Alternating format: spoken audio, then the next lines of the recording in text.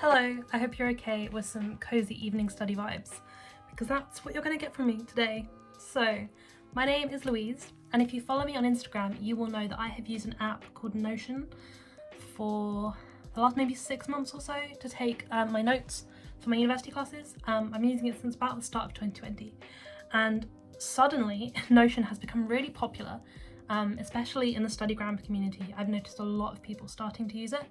And I think a lot of people know that I've used it for a while, and so they're asking me lots of questions about how to use it. So here we are. But the thing is, everyone I think sees how powerful Notion is, and they want to use it for that reason. And that is why you should use it. There are so many like cool, amazing features that come with Notion. But those can be somewhat tricky to get your head around, or they're just a bit nuanced and you just might not know them. And I think when you start using it, it can seem kind of intimidating because there's all these different features that you could be using and all these different ways of doing things. And I think people can find that quite overwhelming. So today I want to show you how I started using Notion, which is really simply just to take notes. The main reason that I started using Notion was because I realized that if I used it, I could have all of my notes in one place. It's like one note-taking app. Rather than having my notes in Word documents where there's like a different document for each topic and each thing, I could do it in Notion and they'd all be in one thing, and you can really quickly switch between them. You don't have to load a new Word document and have 7 billion Word documents open. It's all in one place. It's like one app. And that was what really appealed to me about it at first, and that's why I started using it. So today I just want to take you through really the basics of how to take notes using Notion, because that was what I learned first, and I think it's what a lot of people should use it for, because I think it's really nice to have all of your notes in one place. It's mainly a desktop app which you can download from notion.so, but you can also get it as an iPhone app and an iPad app, which is really nice, and it syncs really well. And it means that I take most of my notes on my laptop, but if I only have my phone with me, I can still see all of my notes, which is really nice, and another thing I love about it. Whereas I know you can do that with Word because there are apps for it, but it's just not nice to open up a Word document on your phone, whereas opening up Notion on your phone is wonderful. So yeah, I'm going to take you through the really basics. Like if you've never used Notion before, I'm going to show you how to create titles and paragraphs, how to do some color coding, the really fundamentals of it, because that was how I used it at first, and I think that it's important to learn those basic skills first. I kind of learned them as I went along, and I wished I'd watched a tutorial where someone just sat down and went through all of the really basic skills. So yeah, that's what we're going to do today. I'm going to try and now switch to some screen recording so that you can see what I'm doing. Hello, so this is my second attempt at filming this because the last time round my screen recording didn't work. It's wonderful, it's fine, it's gonna be okay. So when you open up my Notion, this is what you see. Down the side here on the left, you have all of your different pages, or your workspaces, they're called. And I like to organize mine by different categories in my life. So for example, I have my university stuff, I have Mandarin, I have Louisa's life, and then I have other random things I'm interested in. So I'm interested in learning more about productivity and happiness and sociology. So I just try and divide it by categories that way. But at the bottom here, you can press add a page. Today I'm going to take you through creating a page. So where it says untitled, you just type in your title for this page, and as you can see, that's come up on the left. And that's what a page is going to be called. Now, when you first start using Notion, it will try and give you loads of pre-made pages you can use. Or if you see here, you've got these different options for what you can have in your page. It comes up with all these templates. But personally, I was really intimidated by these at the start because I had no idea how any of these pages worked. And so some people like these because, the page is already made for you. And now that I know what I'm doing, I've definitely looked at these pages to work out how to do certain things, and I have used some of them. For example, there's a Cornell note-taking system, which can be really useful, but personally I just found this really overwhelming when I was starting, so I ignore all of these and I like to do an empty workspace. Or as you see here, it says press enter, so basically if you just start typing, it'll all just go away, and now you've got yourself a nice clean empty workspace. Oh, deleting the title, let's not do that. So one of the nice little things about Notion is that you can make all of your pages look really nice. So you can add an icon up here This can either be an emoji or you can upload your own image. Some people take the time to create their own custom things. I tend to use emojis, and I'll just type in something relevant to whatever it is. So for today, let's just use this memo one. Yeah, and then you can also add a cover. This just makes your page really nice, and it adds this little banner at the top. If you press change cover, you can change the image. Notion have their own gallery with some really nice ones, or you can upload your own image. You can use a link to an image, or you can use Unsplash. Unsplash is like a directory of copyright-free photos. So there are millions of photos on Unsplash, which is wonderful. You can type in anything. Like here you can see it's come up with all these beach photos, but you could type in like ski jumping and it'll give you ski jumping photos. Like Unsplash is amazing. So you can type in whatever you want and it will give you some photos. I'll type in studying. Today I'm going to use this one. It's quite fun. Yeah, and you can press reposition up here and you can move it around a bit. So let's talk about our page.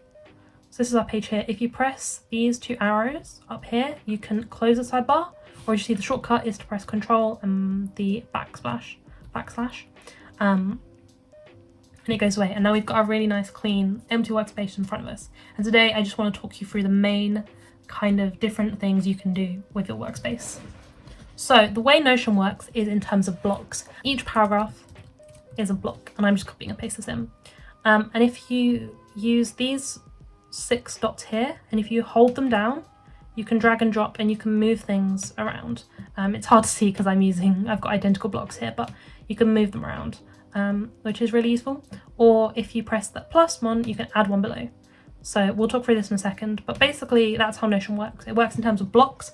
A block is kind of like a paragraph, but it can also be lots of other things. I'm going to in a minute show you all the different types of blocks that you can have, and that's what we're going to be talking about today. And I think you get something like 1,000 blocks for free, and after that you have to start paying for Notion, is how it works. But if you have a student email, you can switch to your student email and then you can continue using it for free, which is awesome. But I was really surprised by how long it took me to use up the free version. I was using it for like a couple of months before it was like, oh, you've hit your limit, you need to start paying. So I would recommend just don't pay at all to start with, and if you hit that limit, if you're really using it a lot, then you can consider paying it, would be my advice. So yeah, those are different things. So what I want to do now is talk you through the different kinds of blocks you can have. So as you can see, when you press enter, it comes up with this little line that says type / for commands. So if you press / it gives you a list of all the different types of blocks you can have.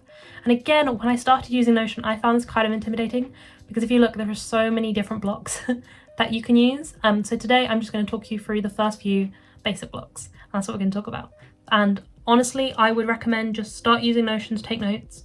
And with these first like 10 or so different types of blocks, you can do basically everything you need to do to take some really beautiful notes. So the first one is text. So if you type in text and press enter, it does it automatically for you. And now you can just start typing text. And then you have headings is the next thing. So if you type this, you can type in heading 1, or you can just type H1 as a shortcut. And then you can click on it, or you can press enter. And now you've got a heading. So you can have a title. And you can do H2 and have a subtitle. And you can do H3 and have a subtitle. So yeah, as I said, you can either do it like that, or you can press on these dots and you can press turn into, and you can change the type of block that it is. So here I can change it down to be a H3, or I can change it to be just normal text, or I can change it to be back into a heading. So let's talk about the menu a little bit more. If you click on these dots, you have all these different things. You can delete it, you can duplicate it, which just creates another one underneath. You can do this turn into, like I was saying. You can press move to, and then it asks you where do you want to move to. So these are all of my boards as I showed you, and you can really easily move things around. There are times when this is really useful because you can quickly move big amounts of information to a different page if you've put it in the wrong place, or if you're trying to reorganize things. You can add a comment. You can use Notion, you can share your Notion page with other people. And if you're working collaboratively, comments can be really useful, but I personally don't really use them because I don't share my Notion with anyone else. But you can add comments. You might find this useful depending on what you're doing. Yeah, and then it's just over there. Or you can do color. I really like to color code my titles. So I personally use yellow and orange and brown to colour code my titles, and I just really like the way that looks, you know, and then I'll have a block of text. So here, I would use these, and I'm just using that thing and dragging it around, and as you can see, I really like the way this just, you know, it's really easy to see what is what. That's what I really like about Notion, just, you know, how seamless it looks, basically. That's what's here. So there you go. Those are your basic things. So next, if we press our / again, let's do some different things. First of all, we can have bullet point. And then here, this is just, you know, different bullet point list. Where you can have numbered list, you know, and create a numbered list.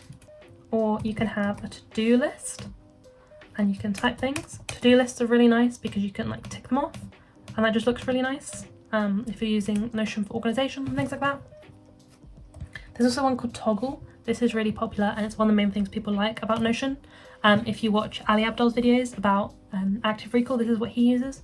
So for example, you can have a question here, and if you click on this little arrow, you have a little hidden like inner section, and you can put your answer here. And now you can hide your answer, so you can write yourself a lot of questions, and then you can hide the answers from yourself and see if you know the answer. And you can even have toggles within toggles. So you can have another question here, and then question more, you have as many as you like. And you have the answer here, but all of this is all under this one main toggle. So you can use this as a way of like having different layers and dividing things if you want. But yeah, I'd say it really is just working out what works for you, but toggles is a great way, and one of the main things that people love about Notion. So as I said, you have these blocks, but you also have kind of like sub blocks.